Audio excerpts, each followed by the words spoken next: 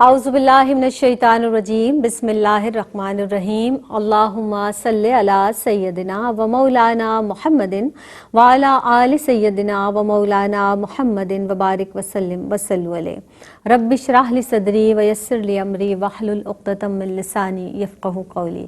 अस्सलामु अलैकुम व रहमतुल्लाहि व बरकातुहू। मेरी पहचान की एक नई एपिसोड के साथ आपकी मेज़बान सैयदा ज़ैनब हाज़िर खिदमत हैं।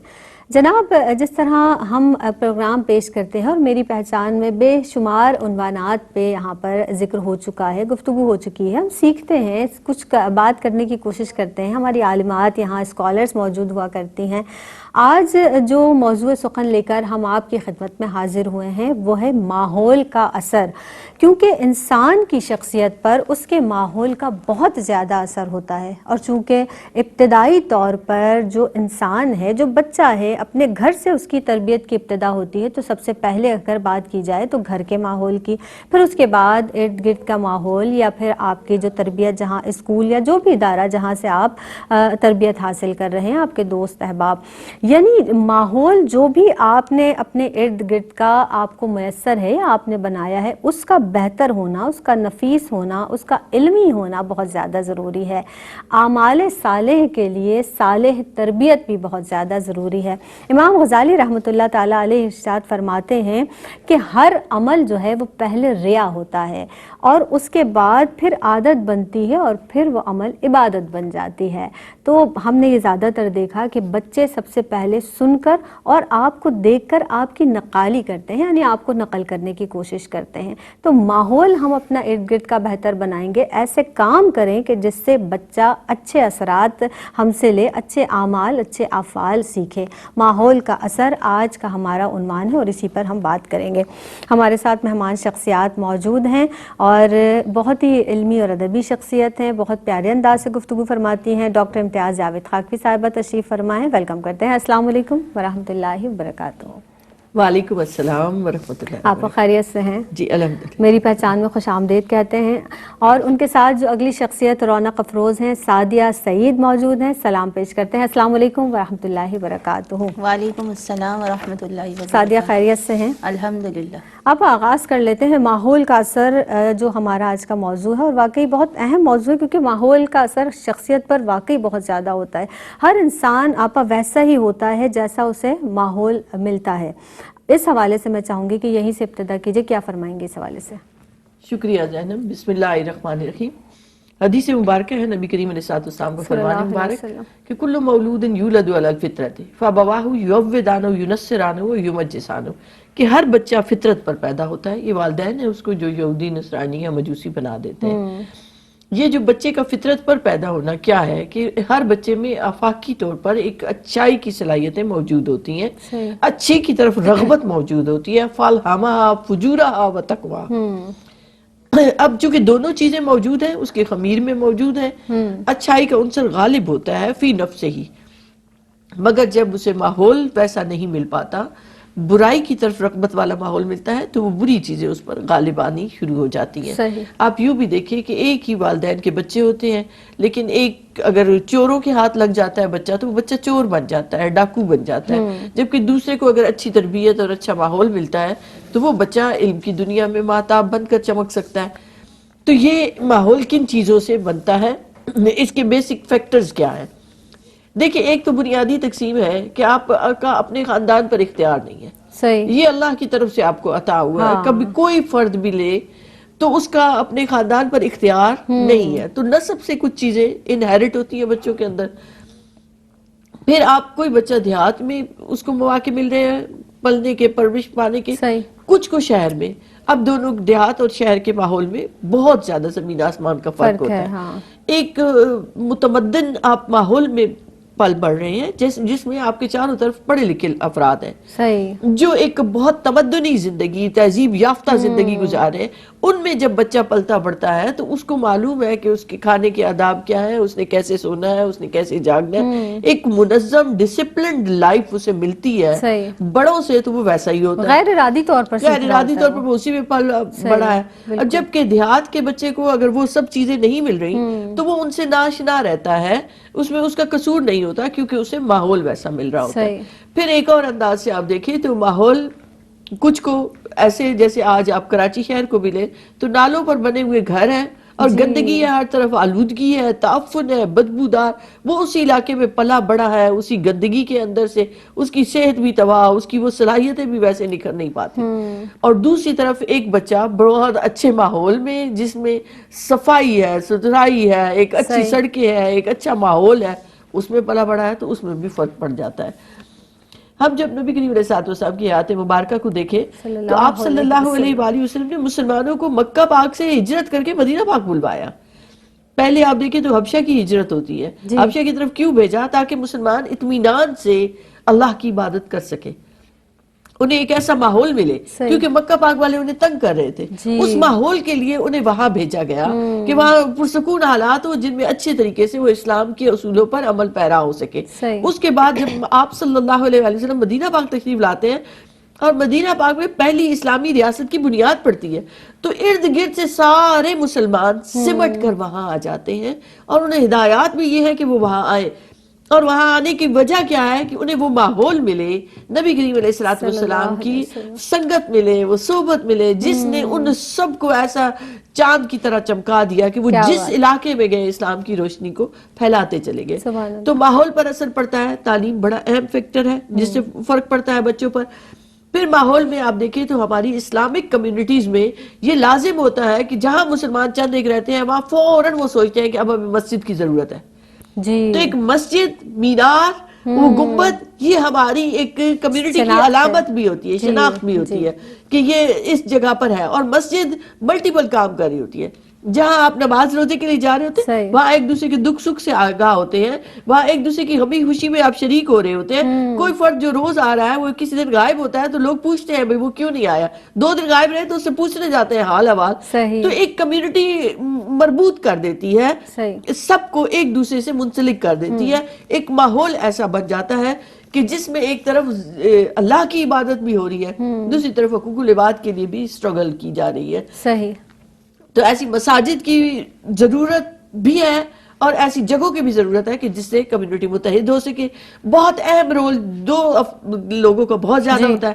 ایک ماں کا کہ ماں اسے کیا تربیت دے رہی ہے، ماں اسے کیا سکھا رہی ہے. تو ہم ماؤں کی ذمہ داری ہے کہ بچپن ہی سے بچے کو یہ اللہ رسول کی عبادت اور ان کی محبت کے ساتھ ساتھ اسے حقوق العباد ضرور سکھائے.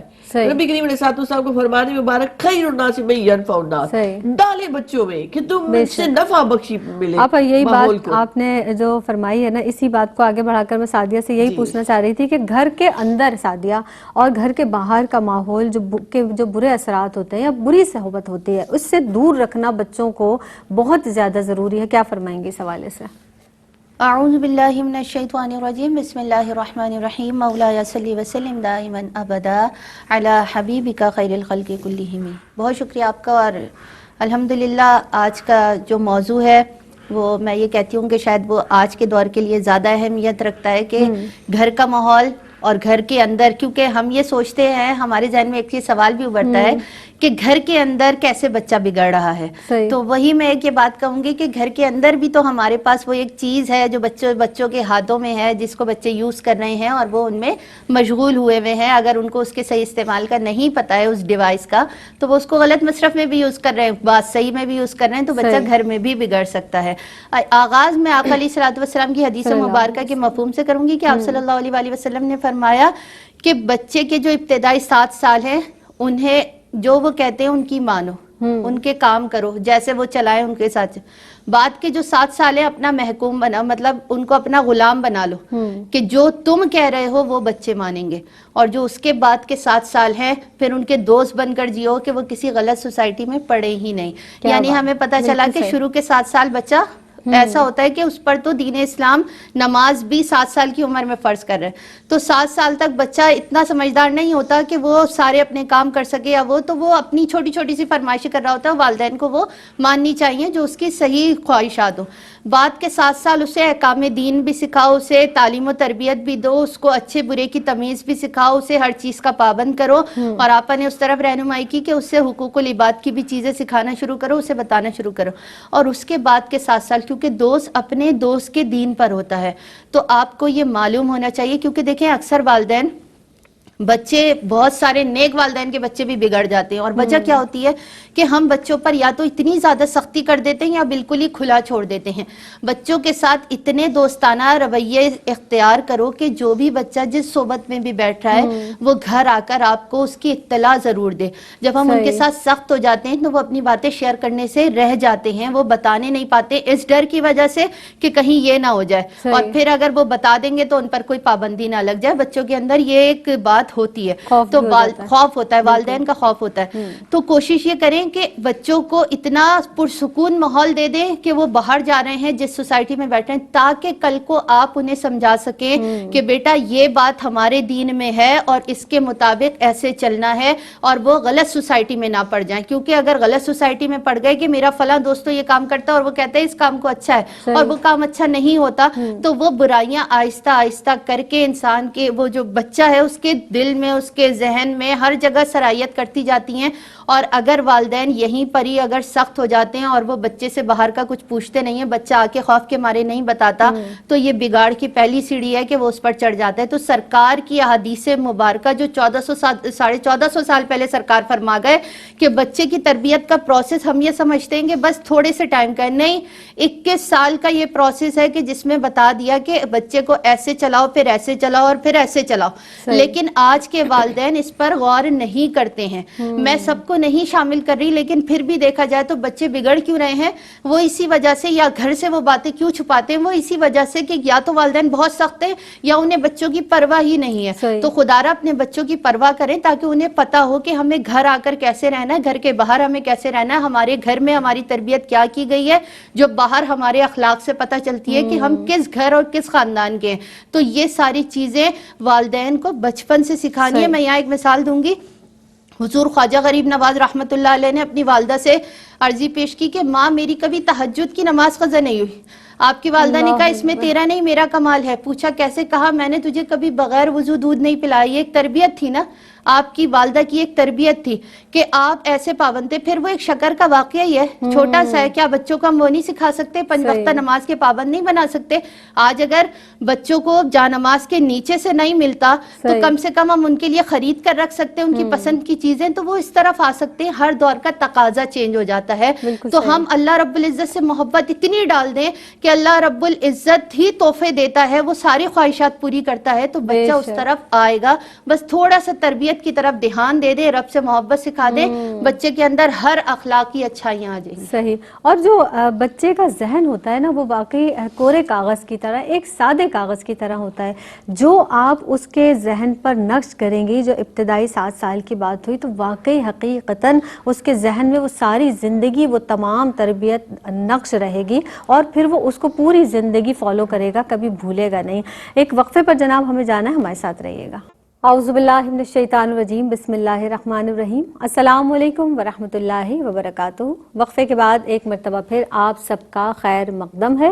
آج جو موضوع سخن میری پہچان میں ہے وہ ہے ماحول کا اثر، اور در حقیقت ہم یہی بات کر رہے ہیں، بار بار ابتدائی سے لے کر اب تک یہی بات ہوئی کہ بچے کی شخصیت پر، انسان کی شخصیت پر ماحول کا بہت زیادہ اثر ہوتا ہے۔ کہیں والدین ایسے ملتے ہیں، کہیں دوست احباب ایسے اچھے اور ایسے پیارے ملتے ہیں، کہیں کی سنگت اتنی خوبصورت، کہیں اساتذہ اکرام کی سنگت ایسی ہوتی ہے کہ انسان کو غوث قطب ابدال قلندر بنا دیتی ہے۔ ہمارے ساتھ مہمان شخصیات موجود ہیں، ڈاکٹر امتیاز جاوید خاکوی صاحبہ تشریف فرما ہیں اور سعدیہ سعید صاحبہ بھی تشریف فرما ہیں۔ آپ یہ ارشاد فرما دیجئے کہ اچھے ماحول کے جو فوائد ہیں قرآن اور حدیث کی روشنی میں، فرمائیے گا۔ شکریہ زینب۔ دیکھیے، اسلامی ریاست کا قیام ہی اس وجہ سے آیا تاکہ ایک پورا ماحول دیا جا سکے۔ اسلام مکمل نظام زندگی ہے، اور مکمل نظام زندگی سے مراد یہ کہ اسلام کا آپ دیکھیں تو ایک پورا نظام ہے۔ کھانے پینے کے آداب، سونے کے آداب، جاگنے کے آداب، روزی کمانے کے آداب، رزق حلال طیب پاکیزہ، دونوں طرح سے کہ آپ نے کسب کیسے کرنا ہے، اور دوسرا کون سی چیزیں ہیں جو حلال اور طیب ہیں۔ اتنی جزیات عطا کر دی گئی اس نظام زندگی سے متعلق۔ پھر آپ دیکھیں تو آپ کا تعلیمی سیکٹر آتا ہے، سیاست کا آتا ہے، یہ پوری کنسٹرکشنز کا آتا ہے۔ تو اسلام نے وہ ذہنی طور پر ایک ترقی کے مواقع دیے، ایک جدت دی کہ اسلام ماڈرن ہے۔ اسلام آپ خلا میں آپ سفر کریں، آپ تسخیر کریں. اللہ کہتے ہیں وَسَخَّرَ لَكُم مَا فِي السَّمَاوَاتِ وَمَا فِي الْأَرْضِ. اتنی اونچی اڑان دیتا ہے قرآن پاک کہ اگر اس پر چلو تو تم تسخیر کائنات کا تمہارے پاس نسخہ آ جاتا ہے. لیکن ہم سمجھتے نہیں ہیں، ہم اس چیز کو جان نہیں پا رہے. نبی کریم علیہ الصلوۃ والسلام کی ایک حدیث مبارکہ کا مفہوم ہے کہ اچھے اور برے کی مثال آپ نے دی تو آپ نے ایک خوشبو والے اور بھٹی والے کی مثال دی، جس کو کسی شاعر نے خوبصورتی سے یوں کہا کہ درد مندادی یاری میں جویں دکان اتارا سودا بھاوے لئیے نہ لئیے ہلے پیڑ ہزارا. کہ آپ خوشبو والے کے پاس بیٹھو گے تو اگر آپ نے سودا نہیں بھی لیا تو آپ کو خوشبو تو آئے گی. اور بے درداں دی یاری میں جویں دکان لوہارا کپڑے بھاوے کچھ کچھ بئیے چھنکا پیڑ ہزارا. کہ جیسے بھٹی والے کے پاس لوہار کے پاس بیٹھو گے تو وہ چھینٹے تو پڑیں گے جو دامن کو جلائیں گے تم نے سودا لیا یا نہیں. کہ اتنا زیادہ انسان پر اثر پڑتا ہے ماحول کا اور دوستوں کا. اگر اسے اچھے دوست مل جاتے ہیں، اچھا ماحول مل جاتا ہے تو انسان کی تعمیر و ترقی ہوتی ہے. آپ دیکھیں ہم اپنے بچوں کو کیسے دیکھنا چاہتے ہیں. ہم چاہتے ہیں کہ بچے کی صحت اچھی ہو، اس کی پرورش ایسی ہو. ہم چاہتے ہیں کہ بچہ نیک اور صالح ہو، اچھے کاموں کو پسند کرنے والا اور کرنے والا ہو. پسند ہی نہیں بلکہ عملاً اس اچھے کاموں کو کرنے والا ہو.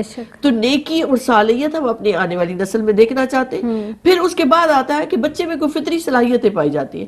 آپ دیکھیں کوئی بڑا اچھا کرکٹر بنے گا، کوئی بڑا اچھا عالم بنے گا، کوئی بڑا اچھا سائنٹسٹ بنے گا. تو ہر بچے میں ایک صلاحیتیں مختلف ہے. آپ نے دیکھا ہوگا کسی بچے کو انگلش کا سبجیکٹ اچھا لگتا ہے، کسی کو میتھ اچھا لگتا ہے، کسی کو فزکس اچھی لگتی ہے. یہ ایک قدرتی فطری رجحان ہے بچے کا. تو ایک ضرورت ہوتی ہے کہ بچے کو ایسا ماحول دیا جائے جس میں اس کی صلاحیت پروان چڑھے، اور نہ صرف اس کی صلاحیتوں سے معاشرے کو فائدہ ہو بلکہ اس کی ان صلاحیتوں کو ایسے جلا ملے کہ جن سے وہ خود بھی فائدہ اٹھائے، اس کی فیملی بھی، ملک بھی، قوم کا بھی نام روشن کرنے والا ہو. بالکل صحیح. تو وہ جو بات ہے کہ آپ نے اس کی گھٹی میں ڈال دیا کہ خیر الناس من ینفع الناس، یہ علمی مہارت، یہ سکل وہ صرف اپنی پیسہ کمانے کے لیے نہیں بلکہ اس سے اس نے معاشرے کو کیا دینا ہے. تو فرد کی تعمیر و ترقی ظاہری، باطنی، دنیاوی، دینی، اخروی، یہ ہر لحاظ سے تعمیر و ترقی اچھے ماحول سے ممکن ہے، ورنہ نہیں ممکن. اس کی شخصیت پروان چڑھتی ہے تو وہ خود اعتماد ہوتا ہے، اس کی پوزیٹیو چیزیں، پوزیٹیو تھنکنگ، اس کی لینگویج، اس کی بات کرنے کا انداز، اس کی خوش اخلاقی، اس کا حسن اخلاق، یہ سارا اس کی شخصیت کو بناتا ہے. اور شخصیت بنتی ہے اس کی اس سوچ سے جو آپ نے اس کے اندر ڈال دی، بالکل وہ فکر جو اس کے اندر ڈال دی. آج ہم کہتے ہیں کہ بچے بدتمیز ہوتے جا رہے ہیں، بچوں کی لینگویج خراب ہو رہی ہے، بچے بد زبانی کر رہے ہیں، بچے سمجھ نہیں رہے کہ انہیں کس چیز سے کیا کشید کرنا ہے، کہ ماحول سے کیا آبزرو کرنا ہے. تو یہ غلطیاں ہماری ہیں، ہم بڑوں کی ہیں، تو ہم میں پائی جاتی ہیں. تو ہمارے بڑوں نے وہ رول ادا نہیں کیا. آج اگر بچوں میں کمزوری آ رہی ہے تو ہمیں سیکھنا ہے، ہمیں یہ سمجھنا ہے کہ ہم اپنے بچے کو کیا دینا چاہتے ہیں. پھر نہ صرف فرد کی تعمیر و ترقی ہوتی ہے اچھے ماحول میں بلکہ ایک پورا معاشرہ پرسکون ہوتا ہے. آپ ان گھروں میں جا کر دیکھیں جہاں لڑائیاں نہیں ہیں، انتشار نہیں ہے، پرسکون ماحول ہے، وہاں عبادت کا لطف آتا ہے، وہاں بیٹھنے کا لطف آتا ہے، وہاں بات کرنے کا لطف آتا ہے. ایک اچھے ماحول میں، متمدن ماحول جسے کہتے ہیں، ایک اچھی تہذیب، ایک اچھا ماحول، ایک اچھی سوچ، ایک اچھی فکر لیڈرز تیار کرتی ہے. کیا بات ہے، سبحان اللہ. ہیروز تیار ہوتے ہیں ایسی جگہوں پر، اچھے ماحول میں. تو خدا کے لیے ماحول اچھا دے تاکہ بچے ہمارے ہیرو بن سکیں، اچھا کیریکٹر ان کا سامنے آ سکے. اور واقعی در حقیقت یہی بات ہے کہ چونکہ دین فطرت ہے اسلام، اور اللہ اور اس کے رسول صلی اللہ علیہ وآلہ وسلم کی مکمل تعلیمات تربیت کے تعلق سے ہمارے پاس موجود ہیں. اور اسی حوالے سے جس طرح سے روایت میں ملتا ہے، حدیث مبارکہ ہے، اللہ کے رسول سرور دو عالم صلی اللہ علیہ وسلم نے ملائکہ کائنات سے فرمایا کہ علی تم نے عائشہ کو، فاطمہ کو کیسا پایا رضی اللہ تعالیٰ عنہ؟ تو ملائکہ کائنات فرماتے ہیں کہ میں نے اللہ کی عبادت میں مددگار پایا. تو یہ جو تربیت ہے جو گھر سے شروع ہوئی تھی اور یقینی طور پر پھر زندگی کے ہر مقام پر ہمارے ساتھ ہوتی ہے. ارشاد فرمائیے گا سعدیہ کہ انسان کی شخصیت سازی میں اچھے ماحول کا کیا کردار ہوتا ہے؟ جس طرح سے ابھی آپ بھی ماحول کے حوالے سے، شخصیت سازی کے حوالے سے فرما رہی تھی، کیا ایلیبریٹ کریں گے آپ اس حوالے سے؟ بسم اللہ الرحمن الرحیم. دیکھیے انسان کی شخصیت پر ماحول کا بہت گہرا اثر ہے.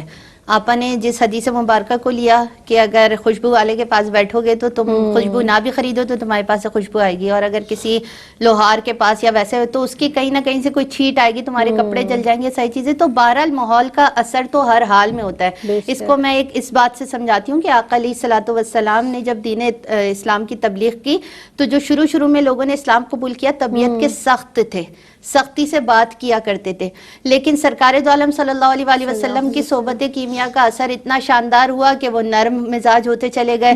سرکار کی سنگت میں بیٹھ کر ان کی گفتگو میں بھی اتنا ادب آ گیا کہ وہ ایسا اسوہ کا منبع بن گئے کہ ان کے ذریعے سے اور دین اسلام کی روشنی پھیلی. تو ہمیں پتہ چلا کہ ماحول کا تو بہرحال اثر ہوتا ہے. اب اگر دیکھیں ہم تو ہمیں پتہ ہے کہ دو چیزیں بہت اہم ہیں انسان کی تربیت میں، بچے کی تربیت میں. پہلی تعلیم ہے، دوسرا اس کا ماحول ہے.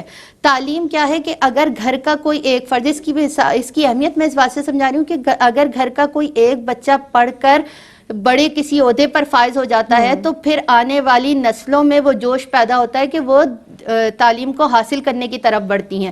اور اگر اس کے مقابلے جہاں بچہ دیکھیں شہر اور دیہات کا میں اس لیے کہہ رہی ہوں کہ جو شہر میں بچہ جس تمدن کے ساتھ پل بڑھ رہا ہوتا ہے وہ اسی طرح صبر و تحمل والا یا ٹھہرے مزاج سے بات کرنے والا ہوتا ہے بنسبت اس کے جو ایسے دیہاتوں میں رہتے ہیں یا ایسے علاقوں میں رہتے ہیں تو ان کے اندر سختی موجود ہے. اور حدیث پاک سے بھی ہمیں پتہ چلتا ہے کہ ان لوگوں میں سختی اور ضد ہوتی ہے، لیکن یہی وجہ ہے کہ جس ماحول میں جیسے پلتے بڑھتے ہیں. اب اگر ایک مثال میں دوں کہ محمود غزنوی کے جو 3 وزیر تھے، ایاز کے علاوہ جو 2 اور تھے، انہوں نے جس ماحول میں تربیت پائی تھی، جو پہلے وزیر تھے انہوں نے جب آنکھ کھولی تو ان کے گھر میں، کیونکہ وہ جس خاندان سے تعلق رکھتے تھے، انہوں نے ہر وقت چھریاں چاقو چلتے ہوئے دیکھا. تو جب بادشاہ نے ان سے مشورہ مانگا تو انہوں نے کہا سر قلم کر دو. تو وہاں جو بزرگ تھے انہوں نے کہا اس نے جس ماحول میں تربیت پائی ہے اس کے مطابق اپنا جواب دیا ہے اس نے. تو دوسرے تھے تو انہوں نے کہا کہ اس جو آپ کی جس نے حکم عدولی کی ہے اسے کتوں کے آگے ڈلوا دو. تو وہاں بیٹھے بزرگ نے کہا کہ قصور اس کا نہیں ہے. محمود غزنوی سے کہا کہ اس نے تو ماحول ہی وہ دیکھا ہے کہ اس نے تو ہمیشہ دیکھا کہ باپ کتوں کو، بادشاہوں کے کتوں کو نہلاتا تھا، تو جب بھی کوئی غلطی کرتا بادشاہ اس کے آگے ڈلوا دیتا. تو اس نے تو بچپن سے یہی دیکھا تو اپنے ماحول کے مطابق تمہیں جواب دے دیا. تو اثر پڑتا ہے پہلا تعلیم کا اور دوسرا ماحول. دیکھیں ماحول کا اصل معنی تو گرد و پیش ہے، لیکن جو صحبت ہے، جو سنگت ہے، کہاں بیٹھ رہے ہیں، کہاں اٹھ رہے ہیں. ایک چھوٹی سی مثال ہے کہ پانی خود بھی ٹھنڈا ہے، پینے والے کو بھی ٹھنڈا کر دیتا ہے.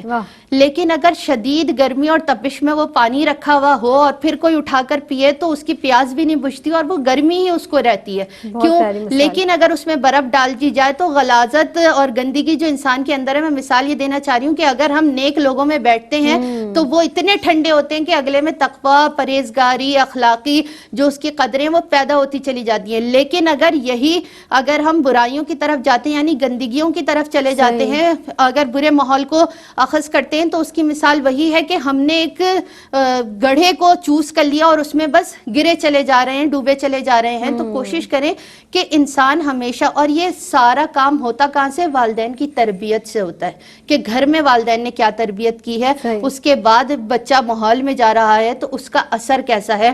تو اثر اگر ٹھنڈے پانی کی طرح لینا ہے تو ویسے ہی ٹھنڈے لوگوں کو ڈھونڈ کر ان کی سنگت، ان کی صحبت اختیار کرنی ہے اور ان سے نیک راہیں تلاش کر کے، کیونکہ یہ وہ سارے ہدایت کے منبع ہیں جن سے نور پھیل رہا ہے، روشنی پھیل رہی ہے. بٹ ڈھونڈنے میں ہماری کمی ہے. آج بھی ڈھونڈ لیں تو نسلیں پروان چڑھنا شروع ہو جائیں گی. سبحان اللہ، بڑی پیاری بات. اور حقیقتاً بات تو یہی ہے کہ واقعی بچے کی شخصیت پر اس کے ارد گرد کے ماحول، اس کی تربیت، اس کے والدین، اس کے جو اساتذہ ہیں یا دوست احباب ہیں، یعنی پورے جو معاشرے کا اثر ہے وہ اثر لیتا ہے. لیکن اس کی بیسک اگر تربیت درست ہو تو یقینی طور پر وہ معاشرے میں سود مند ثابت ہوتا ہے. ایک وقفے پر ہمیں جانا ہے، لوٹتے ہیں. السلام علیکم ورحمۃ اللہ وبرکاتہ. وقفے کے بعد ایک مرتبہ پھر آپ سب کا خیر مقدم ہے.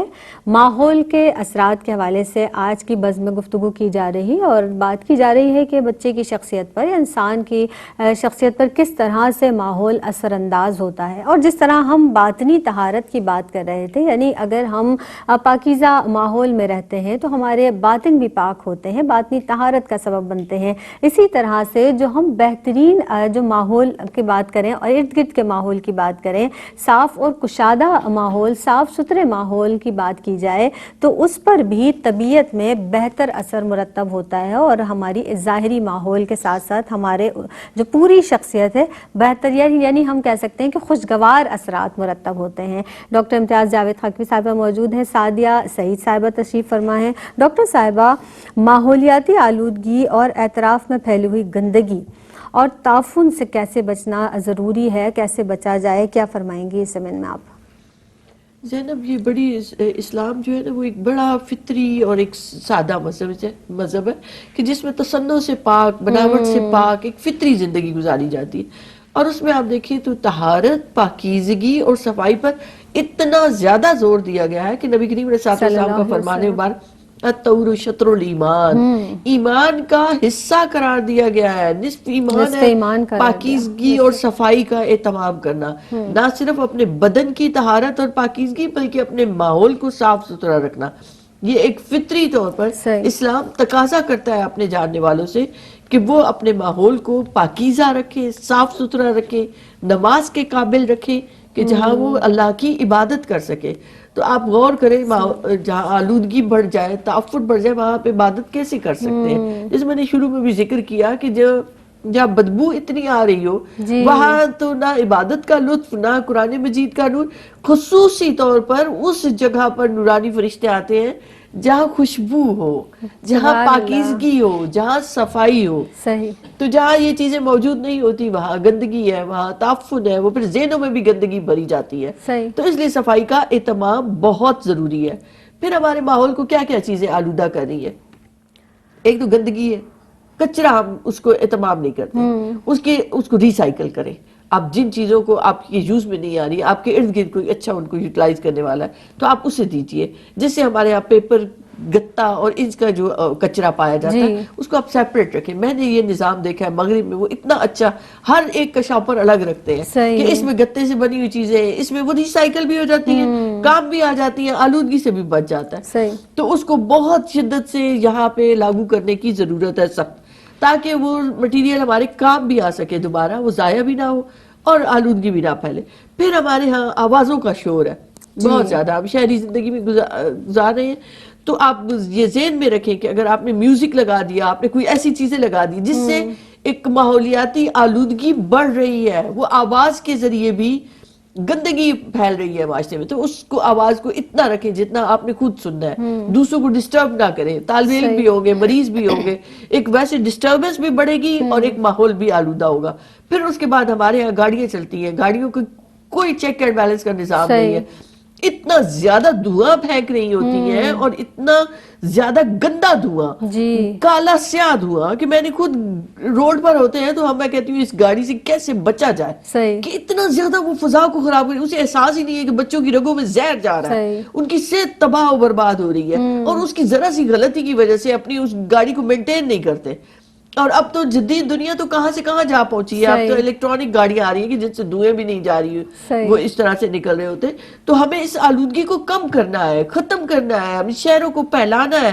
یہ ایک طریقہ کار ہوتا تھا پہلے کہ ایک شہر کی آبادی اتنی بڑھ گئی ہے تو اور پھیلاتے چلے جاؤ، اس شہر کو وسعت دو، لیکن یہ ریاست کی ذمہ داری ہوتی ہے کہ وہ روڈز بنائے، وہ ایسی ڈیولپ کرے ایسی آبادیاں کہ جہاں ایک جگہ کنجسٹڈ نہ ہو۔ اب آپ صرف کراچی کو لیں تو یہاں کراچی ایک ملک بن چکا ہے، اتنی زیادہ کروڑوں کی آبادی ہے یہاں پہ جن کے لیے ویسا نظام موجود نہیں ہے، نہ سیوریج کا صحیح نظام موجود ہے، جس سے آلودگی بڑھتی چلی جا رہی ہے۔ یہ سب ذمہ دار ہیں، ہمیں اپنے ماحول کو صاف رکھنا ہے۔ ایک بزرگ تھے، وہ رہتے تھے تو ان کے پڑوس میں عیسائی رہتا تھا، وہ کیا کرتا تھا روزانہ کچرا پھینک دیتا تھا۔ ان کا کام یہ تھا کہ روزانہ وہ کچرا اٹھاتے، چنتے، صفائی کر دیتے، وہ ہر روز ایسا کرتا۔ اور اس نے جب دیکھا کہ آپ کے ماتھے پہ شکن بھی نہیں آ رہی، یہ کیسا اخلاق ہے، یہ کیسا کردار ہے، میں روز ایسا کرتا ہوں، تو بالآخر وہ خود شرمندہ ہو گیا اور اس نے اسلام قبول کر لیا۔ تو یہ ایک رول ہوتا تھا ہمارے بزرگوں کا کہ وہ معاشرے میں امپیکٹ ڈالتے ہیں۔ جب آپ صاف ستھرے خود بھی رہتے ہیں اور صاف ستھرے ماحول کو آپ مینٹین بھی کرتے ہیں تو صحیح. آپ جس طرح سے آپ نے آواز کی آلودگی کی بھی بات کی، اسے ہم آلودگی ہی کہیں گے یوں کہ وہ ہماری طبیعتوں کو خراب کرتی ہے، ہمارے مزاج کو. انزائٹی بہت زیادہ پھیل رہی ہے، انتشار بہت زیادہ پھیل رہا ہے. اکثر ہاسپٹل یا اسکولس کے باہر لکھا ہوتا ہے کہ ہارن نہ بجائیں، اور خاص طور پر ایسی جگہوں پہ اتنے تیز آواز میں ہارن لگے ہوتے ہیں آپا گاڑیوں میں بعض اوقات کہ وہ مطلب کانوں کو بہت ہی زیادہ متاثر بھی کرتے ہیں، ناگوار تو گزرتے ہیں، متاثر بھی کرتے ہیں. سعدیہ آپ موجود ہیں، شجر کاری کے حوالے سے تھوڑی سی بات کر لیتے ہیں کہ پوری دنیا میں کیونکہ جب آلودگی کا اس حوالے سے بات کی جاتی ہے تو شجر کاری کو بہت زیادہ اہمیت بھی دی جاتی ہے اور شجر کاری کی بہت زیادہ ضرورت بھی ہے. میں چاہوں گی کہ اسلامی پوائنٹ آف ویو سے آپ بتائیے گا کہ اسلامی تعلیمات کیا ہیں اس حوالے سے. بسم اللہ الرحمن الرحیم. دیکھیے، جہاں ہم تربیت کی، صحبت کی اور گھر کے ماحول کی بات کرتے ہوئے آ رہے ہیں، وہاں ہمیں اپنے نسلوں کو یہ بھی بتانا چاہیے کہ آج کل کے دور میں ہم دیکھتے ہیں کہ یہ اب کام کم ہو گیا، یعنی شجر کاری بہت کم لوگ کرتے ہیں. اور ہم اپنے اس میں ٹائم میں بھی یہ دیکھا کرتے تھے کہ گھروں میں بھی بہت پودے ہوا کرتے تھے یا اپنے گھر کے باہر وہاں لگاتے تھے، رکھتے تھے ساری چیزیں. تو شجر کاری بہرحال دین اسلام کی روشنی میں اگر ہم دیکھیں تو آقا علیہ الصلوۃ والسلام نے فرمایا کہ جو مسلمان درخت لگائے یا کھیتی کرے اور اس سے چوپائے، پرندے، انسان کچھ کھائیں تو وہ قیامت تک کے لیے اس کے لیے صدقہ جاریہ ہے. پھر آقا علیہ الصلوۃ والسلام نے یہ بھی فرمایا کہ جہاں سے لوگ فائدہ لے رہے ہوں، چاہے وہ کوئی درخت ہو یا کوئی بھی چیز ہو، تو اسے برباد نہ کرو، اسے کاٹو نہیں. اور ہمارے یہاں یہ دیکھا گیا ہے کہ جہاں لگے کوئی بھی چیز زائد ہے تو اس کو کاٹ دو. اسپیشلی درخت ہے تو اگر وہ جگہ کو گھیر رہے ہیں، وہ اس جگہ میں آ نہیں رہی ہے وہ چیز، تو اسے کاٹ دو. جبکہ آقا علیہ الصلوۃ والسلام نے فرمایا کہ جو بیری کا درخت کاٹے گا اللہ رب العزت اسے جہنم میں اوندھے منہ ڈالے گا. یعنی آپ یہ دیکھیں کہ ہمارے ماحول میں شجر کاری، سرکار دو عالم صلی اللہ علیہ وآلہ وسلم جب قافلہ لے کے چلتے تھے جنگ کے لیے، جہاد کے لیے، تو آقا علیہ الصلوۃ والسلام اس سے پہلے ہدایت فرماتے تھے کہ کوئی کھیتیوں کو آگ نہیں لگائے گا، کوئی پھلدار درخت کو نہیں کاٹے گا، کوئی کسی پودے کو، پھولوں کو، ان کو برباد نہیں کرے گا. اور یہی وجہ ہے کہ ہم پچھلی اپنے لوگوں میں، اسلاف میں دیکھیں تو شجر کاری، باغبانی ان میں بہت تھا.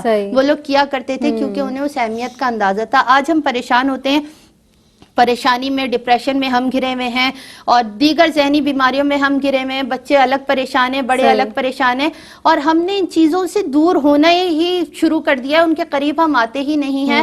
ہم بچوں کو اس کا بتاتے ہی نہیں ہیں کہ اس کی کتنی اہمیت ہے اور یہ پہلے کتنے کارآمد تھے اور یہ اب بھی ہیں. لیکن ہم نے باغبانی کا شوق خود بھی ختم کر دیا، بچوں نے بھی ختم کر دیا. اور میں یہ کہتی ہوں کچھ شہری تقاضے بھی ایسے ہو گئے، کچھ گھر بھی ایسے بن گئے ہیں کہ جس میں باغبانی ہونے نہیں پاتی. پہلے ہم گھر گھر میں دیکھتے تھے کہ چھوٹا سا کوئی جگہ مختص ہے، اس میں چھوٹے چھوٹے پودے لگے ہوئے، اس میں پانی دے رہے ہیں، یہ ساری چیزیں. اور یہ بھی ایک خدمت کا کام تھا. آپ پانی دے رہے ہیں اور وہ ایک جاندار چیز ہے جو بڑھ رہی ہے. اور پھر ہم آج اتنی زیادہ ہر چیز کی دوا ہمیں چاہیے، جبکہ ہم اگر اپنے ارد گرد ان چیزوں کو رکھیں تو یہ ہمارے لیے کارآمد ہے، ہمارے لیے اچھے ہیں. اور بچوں کو ان چیزوں کی طرف واپس لائیں. اور اگر آپ اپنے گھر میں نہیں لگا سکتے تو بچوں کو ایک جگہ جگہ آپ کے علاقوں میں پارک بنے ہوئے، وہاں آپ بچوں کو لے کر جائیں، ان کو بتائیں کہ یہ درخت کیسے لگتے ہیں، یہ پودے کیسے لگتے ہیں. اگر آپ ان کو بو دیتے ہیں، لوگ اس سے فائدہ اٹھاتے ہیں تو آپ کے لیے صدقہ جاریہ ہے. یا آپ ان کی مدد کر دیتے ہیں جو لوگ کام کر رہے ہیں. مطلب یہ اتنی کارآمد چیز ہے کہ ایک تو آکسیجن آپ کو اس سے مل رہی ہوتی ہے، ایک تازہ ہوا میں آپ بیٹھ رہے ہوتے ہیں اس کے نیچے، تو وہ آپ کو جب اتنی چیزیں فراہم کر رہا ہے تو آپ کو اس میں تربیت میں یہ بھی چیز شامل کرنی چاہیے کہ بیٹا یہ چیز بھی فائدہ دینے والی چیزوں میں سے ہیں. اور جب سرکار دو عالم صلی اللہ علیہ وسلم نے فرما دیا تو پھر تو کسی حساب سے بھی اس کے فائدے کم نہیں ہو سکتے کہ شجر کاری ہر حال میں دین اسلام میں ضروری بھی ہے اور اسے شامل بھی کرنا چاہیے. آپ گھر میں نہیں کر سکتے تو محلے والے مل کر باغ کو ایک پارک کے اندر پورا پراپر بنا سکتے ہیں کہ آپ نے اس جگہ کو مختص کر لیا اور وہاں شجر کاری کا انتظام کیا.